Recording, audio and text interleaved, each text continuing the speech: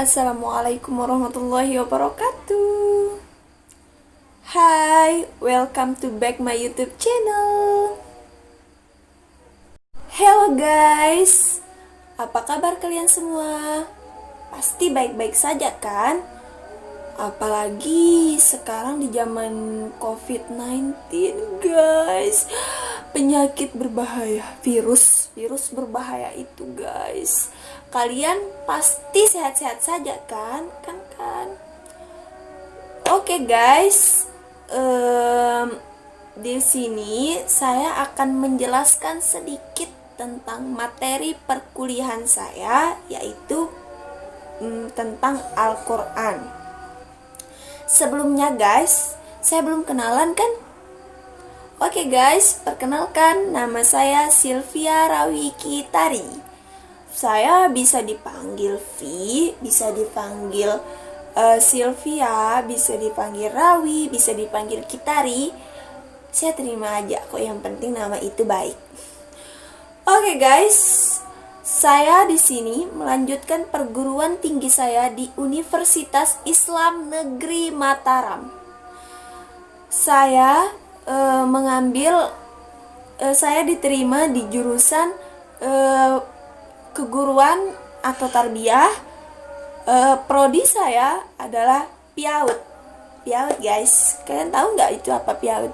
PIAUD itu adalah pendidikan Islam anak usia dini. Jadi saya adalah calon guru anak usia dini guys. Oke guys, langsung saja di sini. Saya akan menjelaskan sedikit tentang materi perkuliahan saya.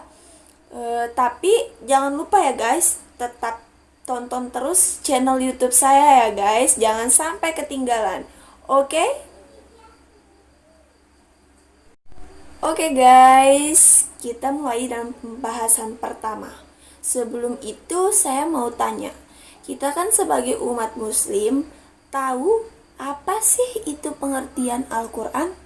Kalian tahu nggak? Kalau tahu, jangan lupa di komen ya, di kolom komentar ini. Oke guys, saya akan menjelaskan apa sih itu pengertian Al-Quran. Al-Quran berasal dari kata qoro'a yaqro'u qir'atan qur'atan, yang berarti yang artinya sesuatu yang dibaca atau bacaan.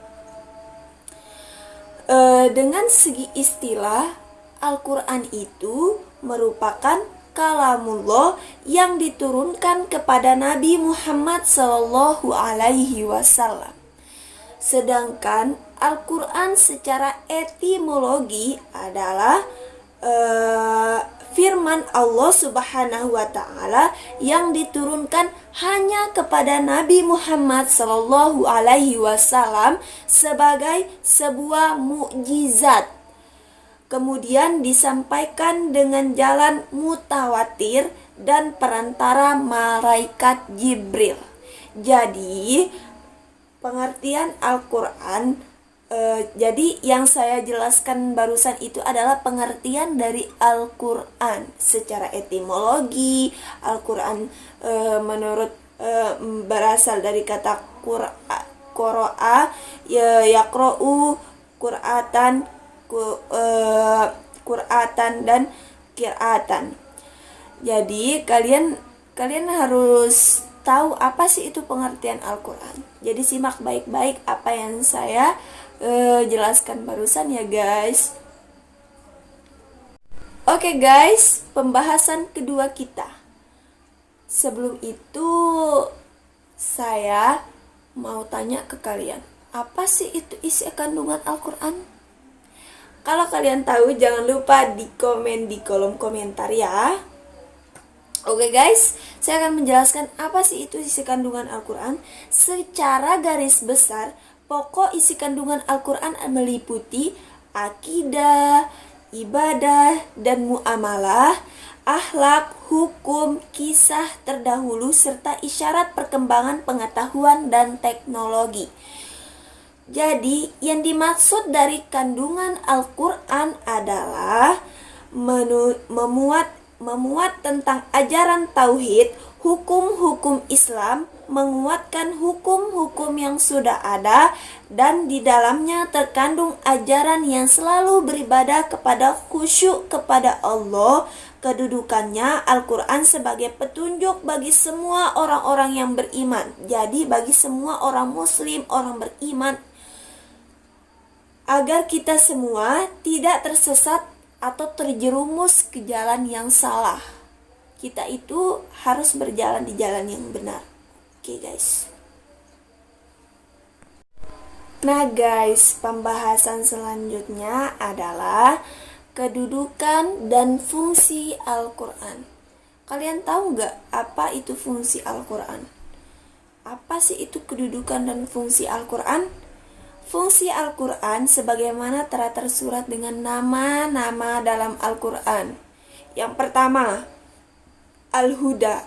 Kalian tahu nggak apa itu arti Al-Huda? Al-Huda itu adalah petunjuk. Dalam Al-Quran terdapat 3 kategori tentang posisi Al-Quran sebagai petunjuk. Yang pertama, petunjuk bagi manusia secara umum. Yang kedua, Al-Quran adalah petunjuk bagi orang-orang yang bertakwa. Yang ketiga, petunjuk bagi orang-orang yang beriman. Selanjutnya, nama-nama dalam Al-Quran setelah Al-Huda ada Al-Furqan. Kalian tahu nggak apa itu arti Al-Furqan? Al-Furqan itu adalah pemisah. Dalam Al-Quran dikatakan bahwa ia adalah argumen untuk membedakan dan bahkan memisahkan antara hak dan yang batil, atau antara yang benar maupun yang salah. Jadi Al-Furqan itu artinya memisahkan antara yang benar dan yang salah, yang batil antara yang hak dan yang batil. Selanjutnya Asy-Syifa. Kalian tahu nggak apa itu arti Asy-Syifa? Asy-Syifa itu adalah obat. Dalam Al-Quran dikatakan bahwa ia berfungsi sebagai obat bagi penyakit-penyakit yang ada dalam dada.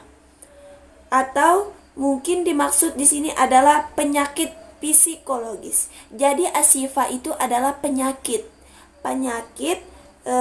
Asy-Syifa itu berfungsi sebagai obat bagi penyakit-penyakit yang ada. Dan selanjutnya Al-Mu'jizat.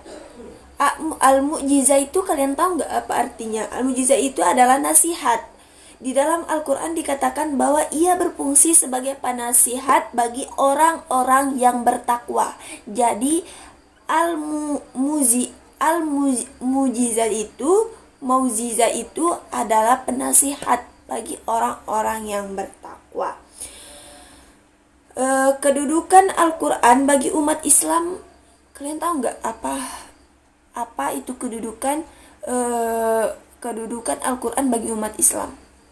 Jadi guys, kedudukan Al-Quran bagi umat Islam ada bahwa Al-Quran ialah bersumber yang asasinya bagi syariat atau hukum Islam. Dari Al-Quranlah dasar-dasar hukum Islam beserta cabang-cabang digali dan sebagai peraturan-peraturan bagi setiap umat muslim untuk mencapai kebahagiaan dunia maupun akhirat. Kalian sudah paham sampai di sini? Oke guys, pembahasan selanjutnya kalian tolong simak baik-baik ya guys, apa yang saya jelaskan ini. Pembahasan selanjutnya itu sejarah dan kegunaan Al-Quran. Sejarah diturunkannya Al-Quran pertama kali oleh Allah Subhanahu wa Ta'ala melalui malaikat Jibril kepada Muhammad Sallallahu Alaihi Wasallam. Di mana guys? Di Gua Hiro, Mekah, Arab Saudi. Al-Quran diturunkan secara beransur-ansur selama kurang lebih 23 tahun. Sebagian meriwayatkan Al-Quran turun selama 22 tahun, 2 bulan, 22 hari. Selama itu Al-Quran difirmankan Allah Subhanahu wa ta'ala kepada Muhammad sebanyak 30 juz atau 144 surah, ayat 6666 ayat. Al-Quran sendiri ini turun di dua tempat, yaitu Mekah yang kemudian ayatnya disebut Makiyah dan Madinah yang disebut Madaniyah. Al-Quran juga memiliki kedudukan yang sangat penting dan tinggi dari seluruh ajaran Islam. Kedudukan Al-Quran juga adalah sebagai sumber utama dan pertama, sehingga semua umat Islam menjadikan Al-Quran sebagai petunjuk atau pedoman bagi umat manusia yang ada di muka bumi ini. Pembahasan selanjutnya yaitu upaya-upaya pemeliharaan Al-Quran. Upaya pemeliharaan Al-Quran pada masa Rasulullah dengan cara penulisan pada batu, pada kayu, tulang dinding, pohon, dan lain-lain. Pada masa itu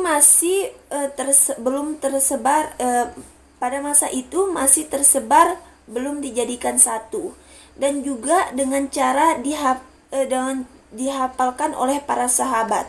Pada masa itu Rasulullah melarang menulis sesuatu selain ayat-ayat Al-Quran, sebab takut tercampur aduk dengan yang lain. Sedangkan kita dapat dilihat perubahan dari masa ke masa Islam semakin menyebar luas hingga menimbulkan perselisihan urutan dan bacaan Al-Quran. Khalifah Utsman bin Affan merupakan satu terobosan mulia untuk menyatukan mushaf Al-Quran untuk dijadikan pedoman Muslim. Jadi orang pertama kali yang menyatukan mushaf Al-Quran itu adalah Khalifah Utsman bin Affan. Oke? Nah guys, kalian tahu nggak apa sih hikmah diturunkannya Al-Quran secara beransur-ansur? Kalau nggak tahu, dengarkan penjelasan saya ini. Oke guys, ada 5 hikmah diturunkannya Al-Quran secara beransur-ansur. Yang pertama, untuk menguatkan hati Rasulullah. Maksudnya di sini adalah Allah sengaja menurunkan Al-Quran secara beransur-ansur bertujuan untuk menguatkan hati Rasulullah, sebab wahyu yang diturunkan secara bertahap menurut peristiwa, kondisi, dan situasi yang menginginkannya tentu akan lebih kuat menancap dan terkesan di hati sang penerima wahyu tersebut, yakni Rasulullah SAW. Hikmah yang kedua turunnya Al-Quran secara beransur-ansur adalah untuk menantang orang-orang kafir yang mengingkari Al-Quran. Maksudnya di sini orang-orang kafir yang menganggap aneh jika Al-Quran itu turun secara beransur-ansur, maka Allah menantang mereka untuk membuat satu surah, dan ternyata orang kafir itu tidak sanggup untuk membuatnya. Dan orang kafir itu tidak sanggup untuk membuat Al-Quran itu secara sempurna. Hikmah yang ketiga adalah supaya mudah dihafal dan dipahami. Maksudnya mudah dihafal dan dipahami adalah turunnya Al-Quran secara beransur-ansur sangat mudah bagi kita manusia, umat muslim, untuk menghafal serta memahami maknanya. Terlebih lagi yang buta huruf seperti orang Arab pada masa itu, sehingga hal ini membantu mereka menghafal serta memahami ayat-ayat itu. Jadi hikmah turunnya Al-Quran secara beransur-ansur itu agar kita mudah menghafal, kita juga mudah memahami ya guys. Oke. Jadi ada 5 ya, jangan lupa ada 5 hikmah turunnya Al-Quran secara beransur-ansur. Oke Oke guys, pembahasan selanjutnya. Sebelum itu saya mau tanya ke kalian. Kalian tahu nggak apa itu pengertian wahyu? Wahyu menurut Al-Quran gitu. Bukan nama-nama orang ya, ini kita mempelajari tentang Al-Quran. Apa itu pengertian wahyu? Kalian tahu nggak? Kalau nggak tahu dengerin ini ya. Wahyu adalah suatu petunjuk dari Allah Subhanahu wa Ta'ala yang diturunkan hanya kepada Nabi dan Rasul melalui malaikat Jibril, mimpi-mimpi dan sebagainya. Wahyu secara bahasa berarti memberitahu dengan cepat dan tersembunyi. Sedangkan wahyu menurut syariat Islam adalah kalam Allah yang diturunkan kepada Nabi. Karena kata wahyu adalah kata benda. Lihat guys, kata wahyu itu adalah kata benda. Dan bentuk kata kerja adalah ahwan yuhi. Kata wahyu adalah pemberitahuan secara tersembunyi dan cepat. Jadi itu adalah pengertian dari wahyu. Selanjutnya, materi kita masih tentang wahyu ya guys. Pengertian pewahyuan Al-Quran dengan wahyu yang lain. Jadi Al-Quran merupakan kumpulan dari wahyu-wahyu dan nama wahyu-wahyu tersebut tidak diturunkan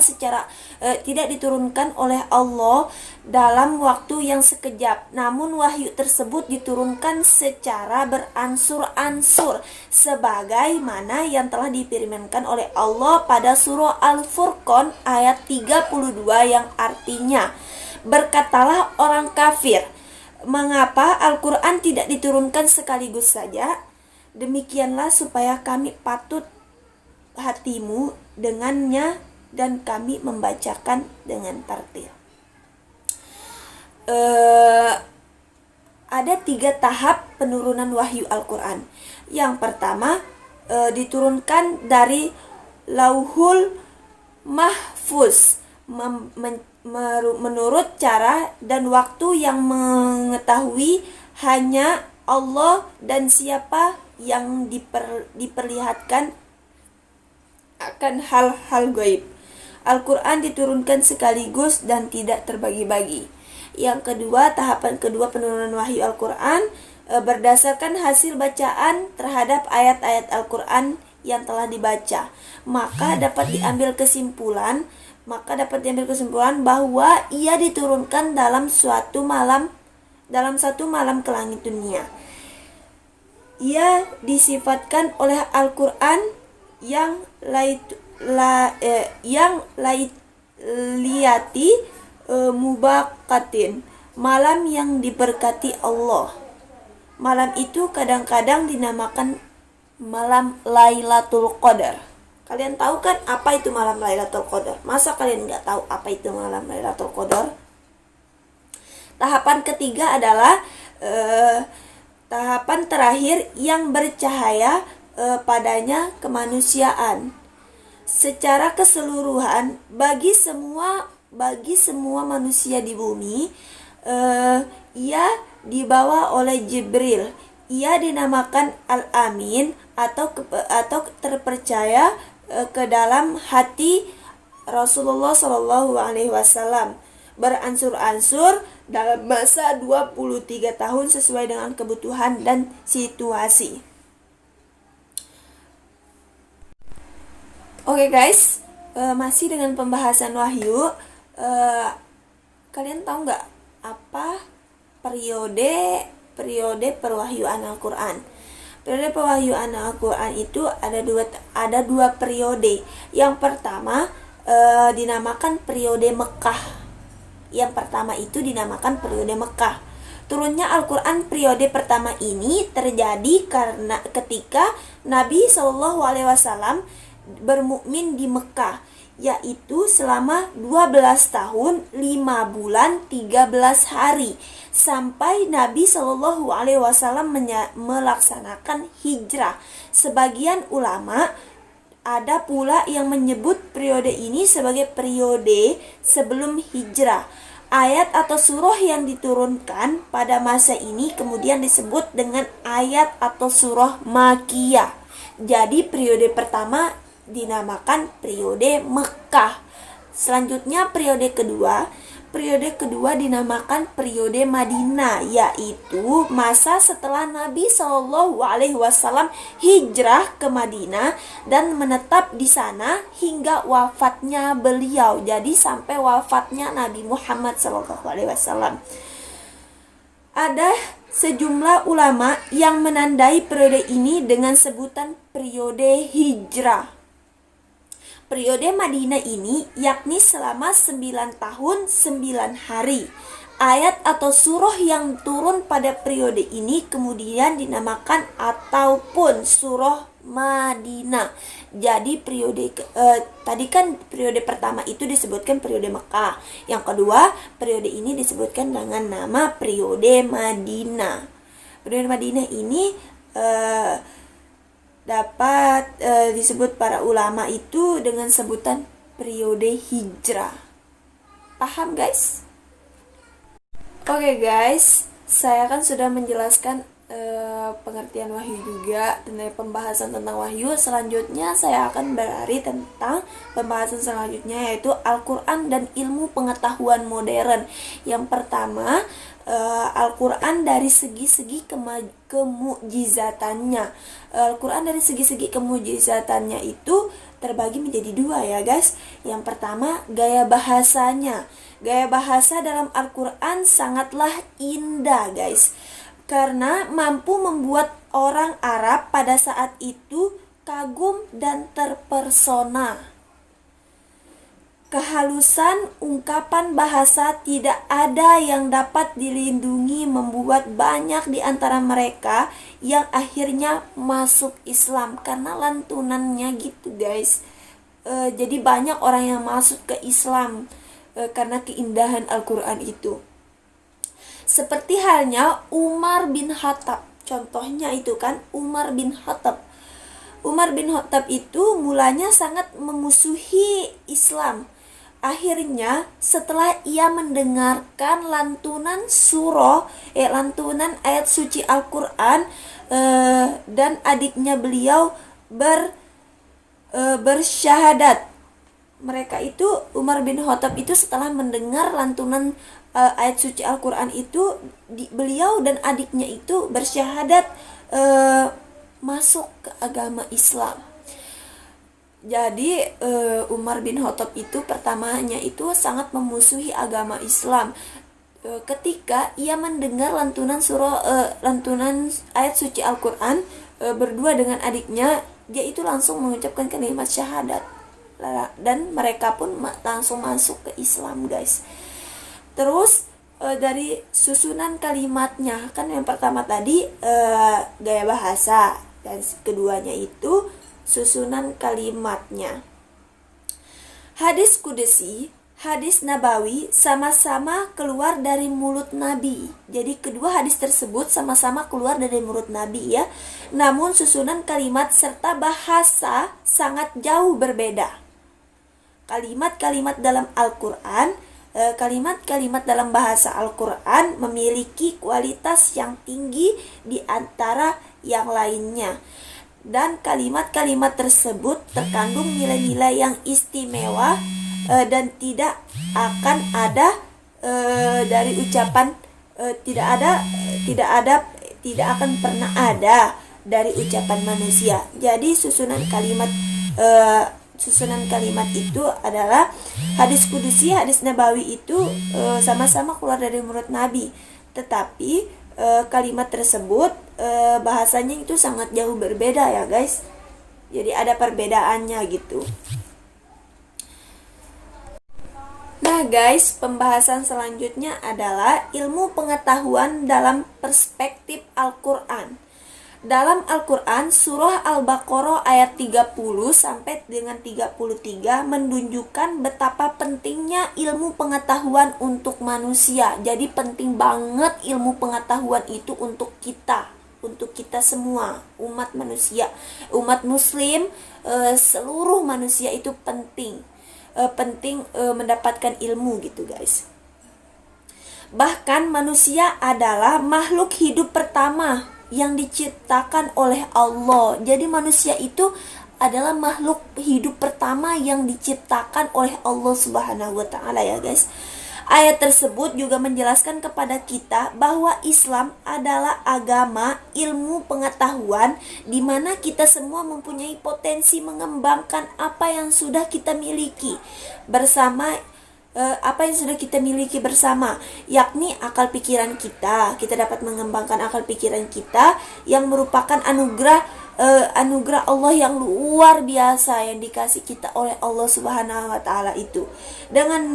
Dengan ilmu juga manusia dapat mengarah ke perilakuannya.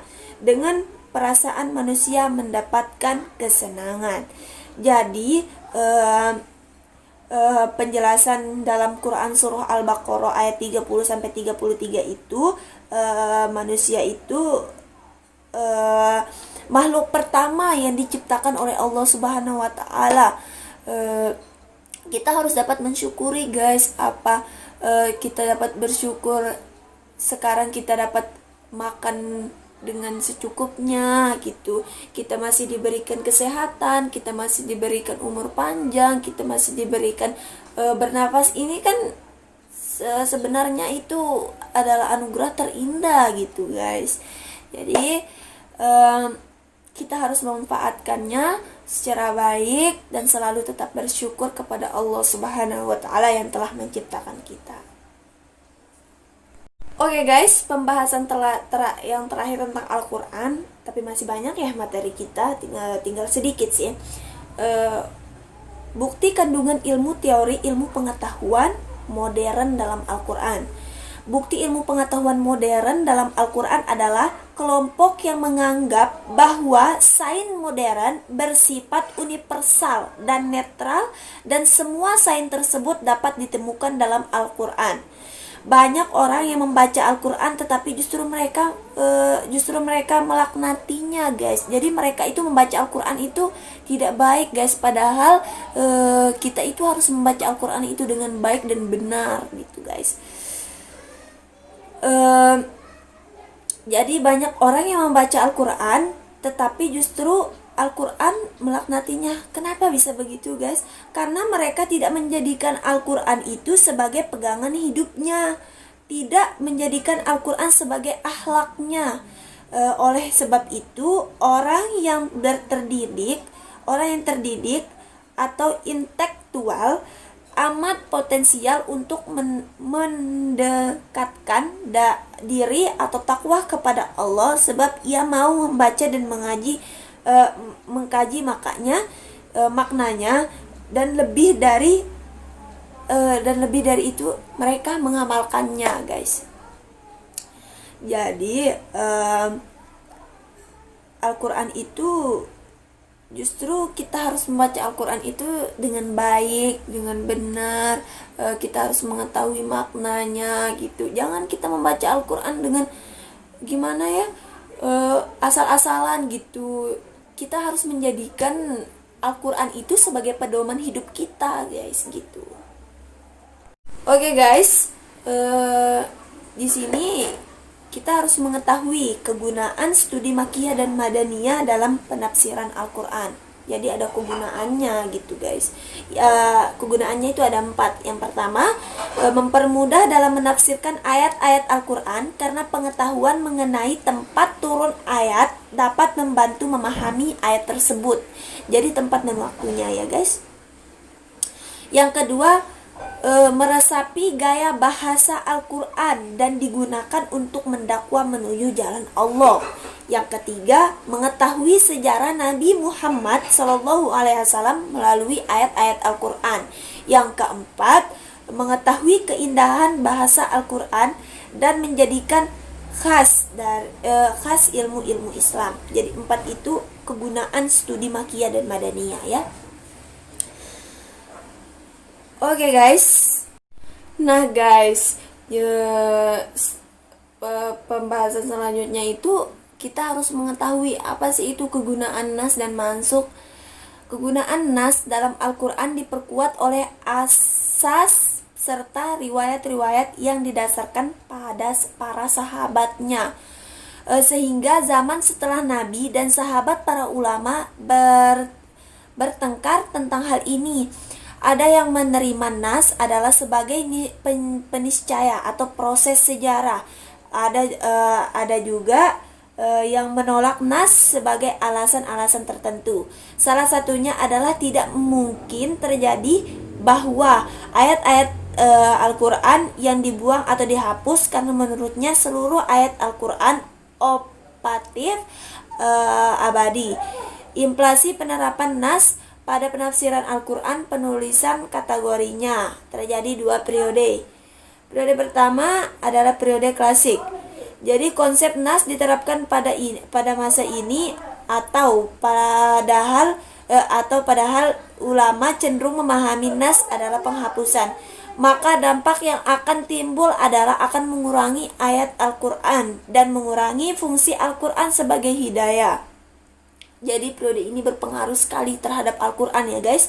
Sedangkan pada periode modern, inflasinya adalah menjadikan pemahaman dan kesempurnaan Al-Quran secara utuh dan mampu menjawab tantangan zaman. Jadi guys, terdapat dua periode.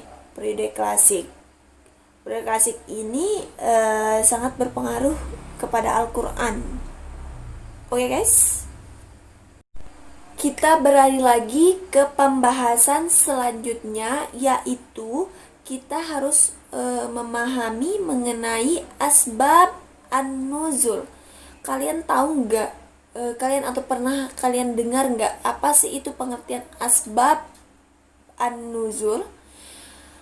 Oke, mempersingkat waktu saja guys, karena dari tadi semoga kalian gak bosan ya mendengar penjelasan saya. Jangan lupa ya di like channel YouTube saya ini.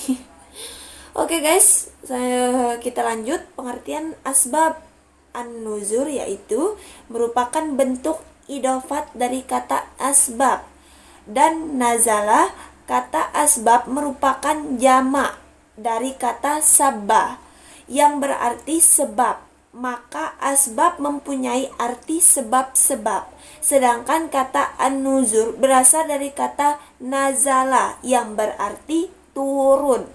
Secara etimologi, asbab an-nuzul adalah sebab-sebab yang melatar belakangi terjadinya sesuatu.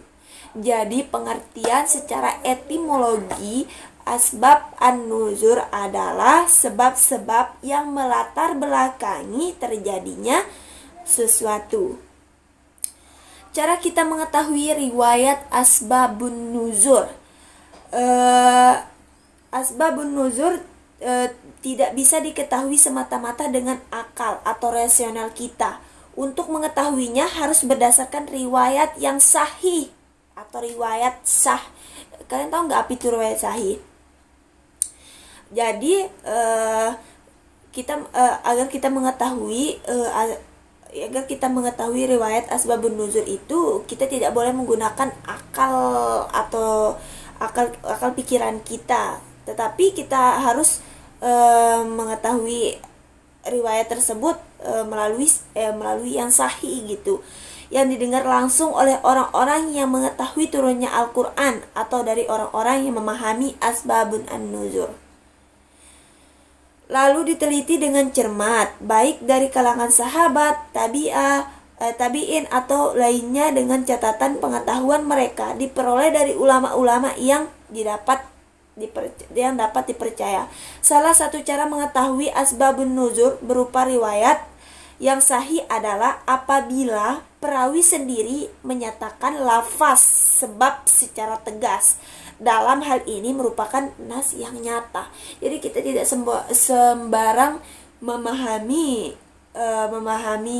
riwayat asbabun nuzul gitu. Kita tidak boleh menggunakan akal atau rasional kita, tapi kita harus menggunakan mengetahui Al-Quran itu dengan baik. Kita harus mengetahui dia itu dengan cermat gitu, dan dengan para perawinya. Nah guys, eh, pandangan ulama tentang asbabun nuzul yaitu salah satunya mengapa ulama menyatakan ada sebagian ayat Al-Qur'an yang diturunkan karena suatu alasan tertentu atau karena adanya sebab. Contohnya, ketika Rasulullah Shallallahu Alaihi Wasallam berdakwah secara sembunyi-sembunyi. Lalu Umar bin Khattab menyusulkan Rasulullah SAW untuk menyiarkan secara terbuka. Namun para ulama yang menyatakan ada asbab an-nuzul ini berbeda pendapat mengenai makna atau istilah asbabun nuzul tersebut. Asbab an-nuzul menurut Subhi as-Sali sesuatu yang dengan sebayannya turun sesuatu ayat atau beberapa ayat yang mengandung sebab itu atau menjadi jawaban tentang sebab tersebut atau menentukan hukumnya pada masa terjadinya peristiwa tersebut. Selanjutnya kita akan membahas tentang fungsi asbabun nuzul dalam kaitan pembahasan Al-Qur'an. Fungsinya itu yang pertama, dapat memahami makna balik disyariatkan suatu hukum, yakni keselatan umat menjadi poin penting yang terkandung dalam syariat Islam, seperti larangan meminum arak secara bertahap dengan setting peristiwa yang berbeda. Yang kedua, asbabun nuzul dapat membantu mufasir dalam mengenali makna yang tersirat dari ayat-ayat Al-Qur'an, terutama ayat-ayat yang bersifat mujmal dan mutasyihat. Mempertegas peran Al-Qur'an sebagai rujukan atau acuan manusia dalam membentuk kebudayaan di sekitarnya. Selanjutnya, menegaskan bahwa kandungan atau ajaran Al-Qur'an tidak akan usang di tenggelam zaman. Al-Qur'an akan selalu hidup dan dapat diterapkan sepanjang waktu dengan tetap mengacu pada ide moral Al-Qur'an. Selanjutnya, mengkaji asbabun nuzul dapat menjadikan seseorang dengan mudah menghafal serta memahami pola turunnya ayat suci Al-Qur'an, baik dari segi sebab turunnya sesuatu ayat yang meliputi hubungan hukum dan waktu tempat peristiwa tersebut berlangsung, sehingga kita mampu mendapatkan pemahaman yang utuh terhadap ayat Al-Qur'an. Oke guys, sekian penjelasan dari saya. Mohon maaf apabila ada kekurangan dalam penjelasan saya. Terima kasih telah menonton channel YouTube saya. Jangan lupa ya guys, di like. Karena manusia itu tidak luput dari kesalahan maupun dosa. Terima kasih, sekian dari saya. Wabillahi taufiq wal hidayah. Wassalamualaikum warahmatullahi wabarakatuh. Nah guys, setelah kita memahami tentang Makiyah dan Madaniyah, saya akan menjelaskan juga tentang kita memahami tentang nas dan mansukh. Definisi nas dan mansukh. Nas ini adalah isim fi'il atau bentuk subjek. Dari kata kerja, nas dan masdarnya adalah nas. Secara terminologi, nas adalah mengangkat atau menghapus dalil hukum syar'i dengan dahulu hukum syar'i yang lain. Nas adalah dalil syarah yang menghapus suatu hukum dan maksud ialah hukum syarat yang telah dihapus. Maksud adalah hukum syarah yang telah dihapus. Selanjutnya saya akan menjelaskan sedikit problem nas dan mansukh. Problem nas dan mansuk terbentuknya Al-Quran ternyata masih menimbulkan problem bagi nas dan mansuk. Antaranya adalah masalah nas dan mansuk. Sebenarnya secara historis, nas dan mansuk merupakan ilmu pengetahuan yang memiliki akar kesejarahan yang panjang, baik dalam konteks internal hukum Islam, lebih-lebih ketika diposisikan secara eksternal dan antar ajaran Nabi dan Rasul Allah yang satu dengan ajaran Nabi atau Rasulullah yang lain. Namun persoalan nas dan naskih ini sangat problematik, guys. Jadi persoalan nas dan naskih ini sangat problematik jadinya. Ketika terkait dengan penghapusan ayat-ayat Al-Quran dengan sebagian ayat-ayat lain, baik penghapusan itu terhadap teks ayatnya maupun terhadap isi kandungan atau bahkan terhadap teks dan isi kandungannya.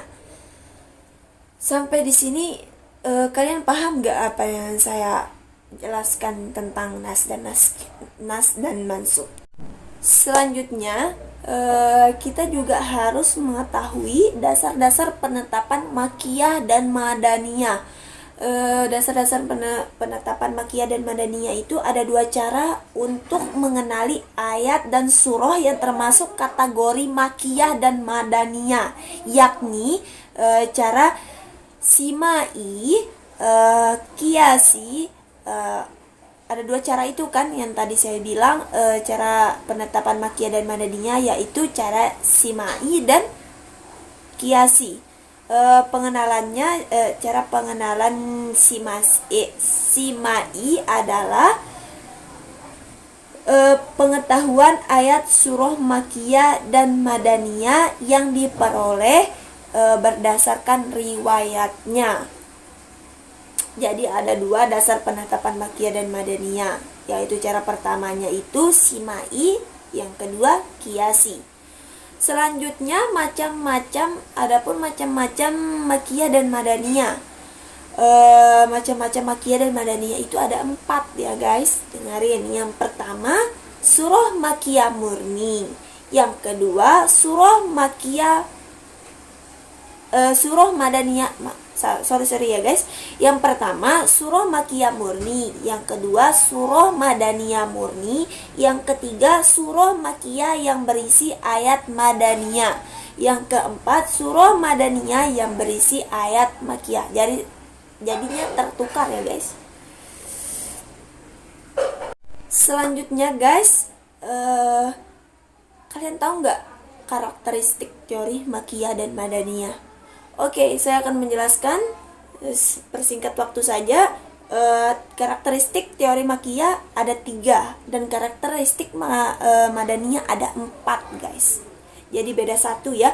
Teori karakteristik makiyah adalah ajaran kepada tauhid dan beribadah kepada Allah Subhanahu wa taala. Yang kedua, peletakan dasar-dasar umum bagi perundang-undangan dan akhlak mulia.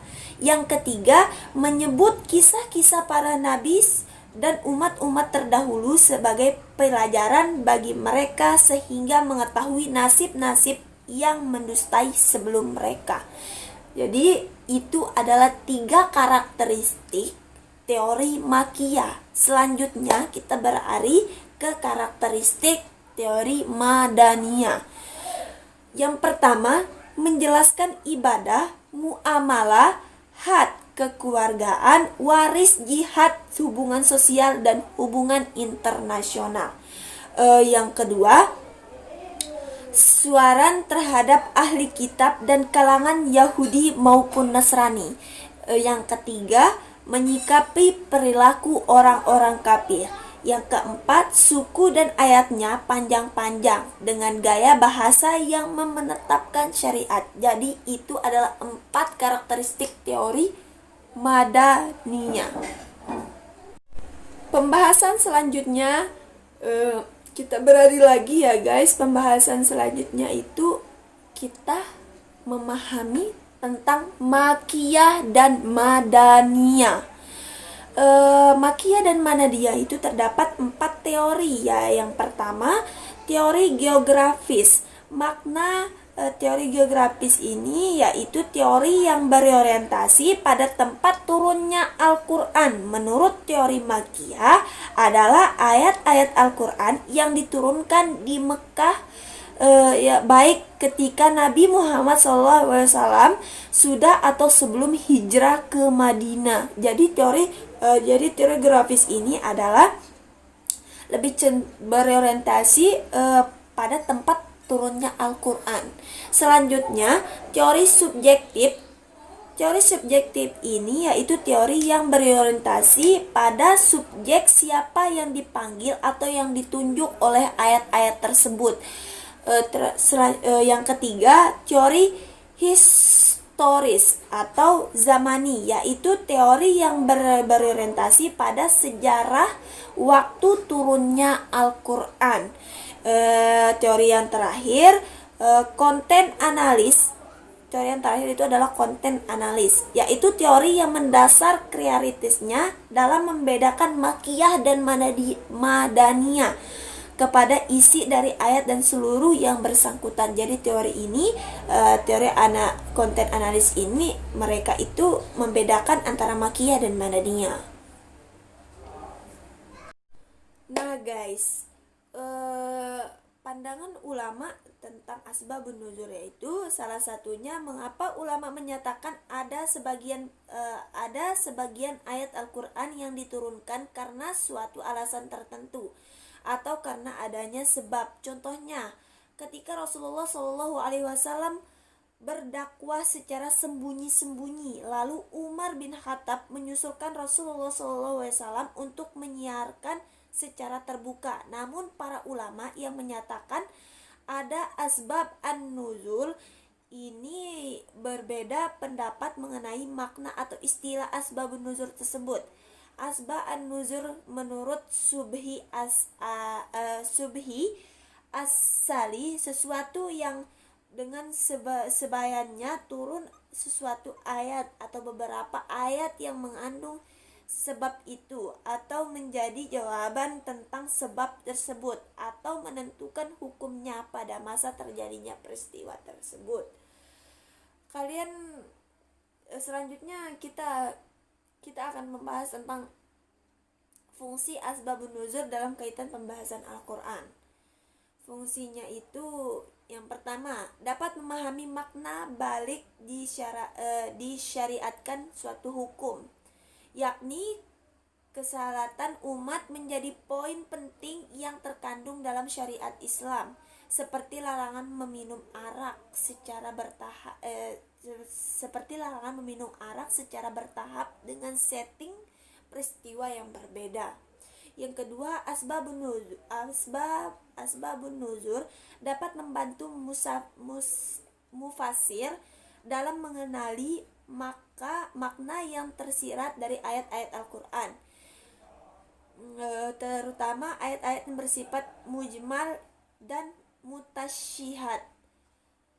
Mempertegas peran Al-Quran sebagai rujukan atau acuan manusia dalam membentuk kebudayaan di sekitarnya. Selanjutnya, menegaskan bahwa kandungan atau ajaran Al-Quran tidak akan usang di tenggelam zaman.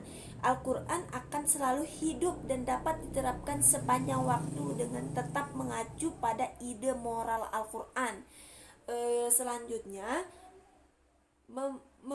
mengkaji asbabun nuzul dapat menjadikan seseorang dengan mudah menghafal serta memahami pola turunnya ayat suci Al-Quran, baik dari segi sebab turunnya sesuatu ayat yang meliputi hubungan hukum dan waktu tempat peristiwa tersebut berlangsung, sehingga kita mampu mendapatkan pemahaman yang utuh terhadap ayat Al-Quran.